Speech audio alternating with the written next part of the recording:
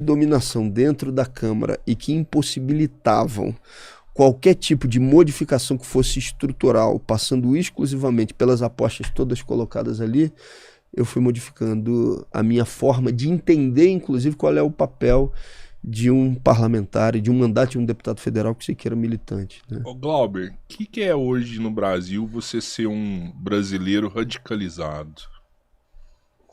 Eu acho que tem que avaliar um pouco o que está acontecendo no mundo, né?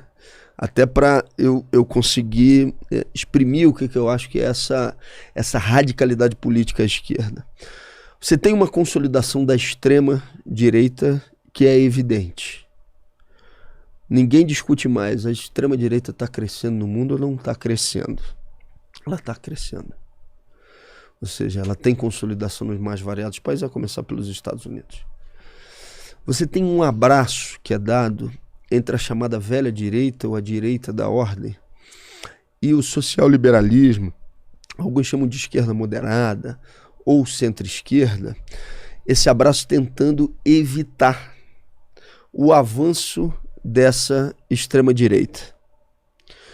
E você tem uma ausência ainda de fôlego, que é a consolidação da esquerda com radicalidade, que no final das contas é aí a raiz. O que eu considero que seja ser de esquerda radical? É defender uma transformação da sociedade que não seja uma simples maquiagem ou que não tenha um caráter superficial. No meu caso, eu sou um militante socialista, então eu defendo a superação da sociedade capitalista e a construção de uma sociedade socialista. A construção de uma sociedade socialista defendida de forma direta, sem subterfúgios, na minha avaliação, é um papel dessa esquerda com radicalidade, da esquerda radical. Eu te diria isso em rápidas palavras. A esquerda que a gente tem hoje no poder não está nem próximo disso. Não, porque, inclusive, não se define, não quer se definir como tal. Pelo menos aqui no Brasil, né? Em outros lugares do mundo, você tem exemplos que foram interessantes, que conseguiram avançar para além do que aquilo que está sendo feito no próprio Brasil. Tem um exemplo da França que eu acho que é interessante. O exemplo da Colômbia agora tem mais ousadia do que aquilo que está acontecendo no Brasil, mas se você perguntar aos principais quadros do governo federal se eles se definem como de esquerda radical, evidentemente eles vão rechaçar, inclusive, essa hipótese, imaginando que com isso vão estar perdendo, inclusive, apoio popular, votos e tal. Então nem eles são e nem se definem como tal, nem se reivindicam, nem querem ser, né? Essa é a minha avaliação. Então, eu vejo hoje... Não estou falando da totalidade dos quadros, mas sim. Pelo menos daqueles que são os mais proeminentes, aqueles que são os que estão na linha de frente dos principais ministérios desde o início do governo. Mas por que eu te pergunto isso? Porque eu enxergo isso aí muito claramente aqui do lado de fora. A esquerda, existem duas esquerdas bem diferenciadas lá dentro. Uma que você fala que é esquerda, extrema esquerda, eles falam assim, não, peraí, a gente aqui é do diálogo, a gente tá mais para resolver probleminhas e tal, a gente nem tá brigando mais pela classe trabalhadora, a gente tá mais interessado em fazer negociações com um banco, por exemplo. E uma outra que realmente é uma esquerda atuante, que nem quer ser associada à esquerda que está lá hoje. Você entende? Os grandes líderes de esquerda que a gente tem, cito o nome do presidente nessa hora, do presidente Lula, a esquerda realmente ferrenha fala, pô, esse cara não representa a esquerda que eu sou. Eu acho que tem duas coisas diferentes aí, né? Tem aquilo que é tático e aquilo que é estratégico, né? Como estratégia, eu defendo a estratégia socialista. Eu defendo que a gente tenha uma esquerda com radicalidade, com capacidade de mobilizar e se organizar junto com o povo. Agora, como tática, você pode, em determinados momentos, fazer alianças com aqueles, inclusive, que não defendem a mesma coisa. A eleição do segundo turno de Lula, por exemplo, contra Bolsonaro, é uma demonstração explícita disso. Numa eleição que foi definida por 1% de votos, se não fosse o apoio dessa mesma esquerda com radicalidade política, muito provavelmente a eleição não viria. Sim. Normalmente se fala muito da ala direita da Frente Amplíssima como aquela que foi fundamental para eleger o Lula. Numa eleição apertada, evidentemente, esse apoio teve peso, mas normalmente se menospreza ou se fala pouco do apoio que vem e que veio da esquerda com radicalidade também para o estabelecimento dessa vitória.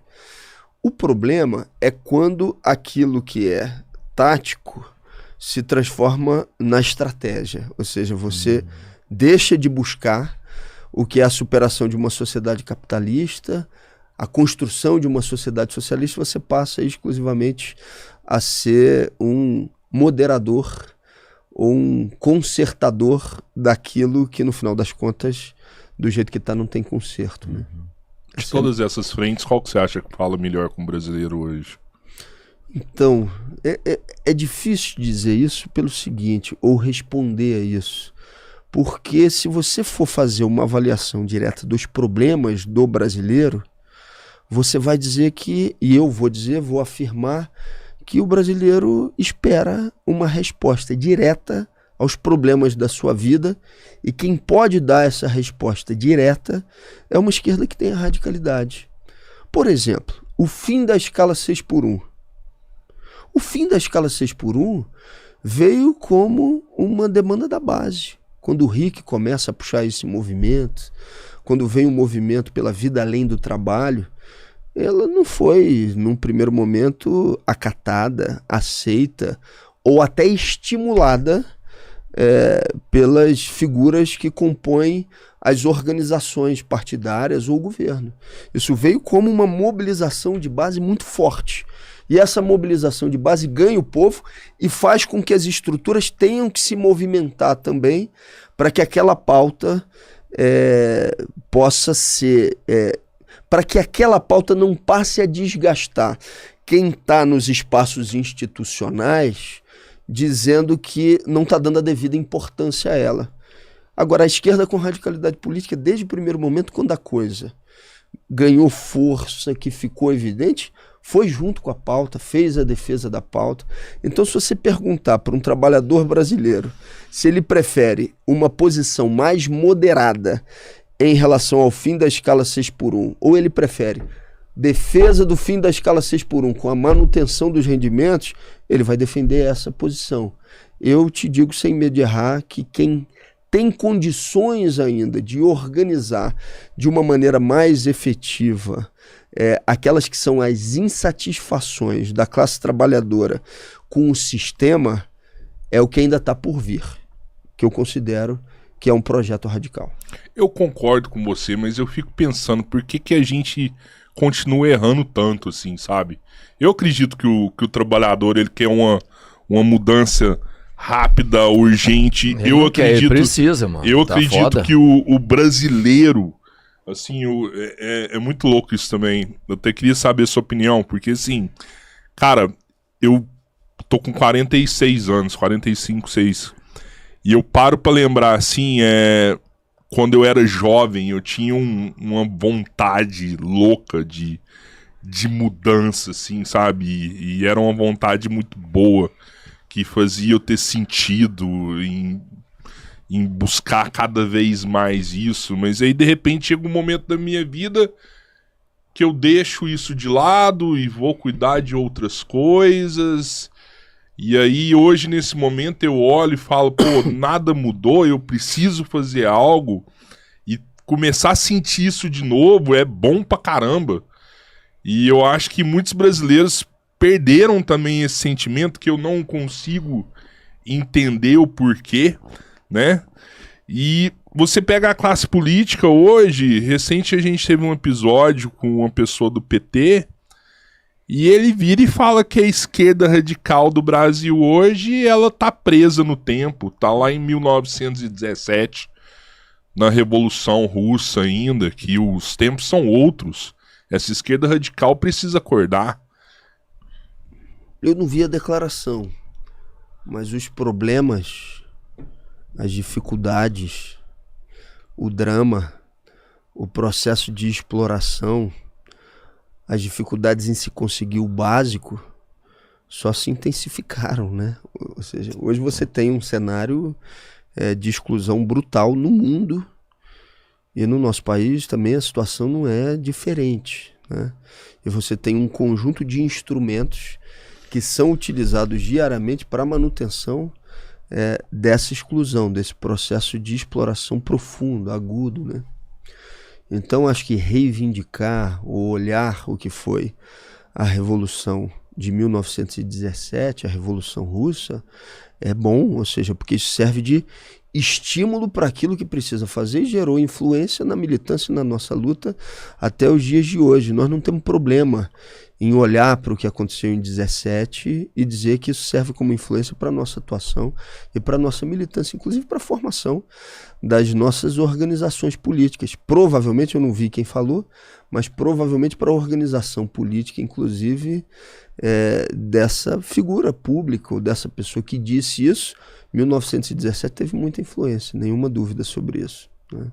Agora, se a gente não faz, se a gente não chama para a esquerda essa necessidade de uma modificação antissistêmica, ou seja, se a esquerda passa a ser identificada demais com um sistema, o que acaba acontecendo é que a extrema-direita reivindica-se como se antissistema fosse, quando não é. Quando é uma representação acabada do que é a face mais dura do próprio sistema. Acho que esse é o problema. Esse é um problema grave que a gente está vivendo agora.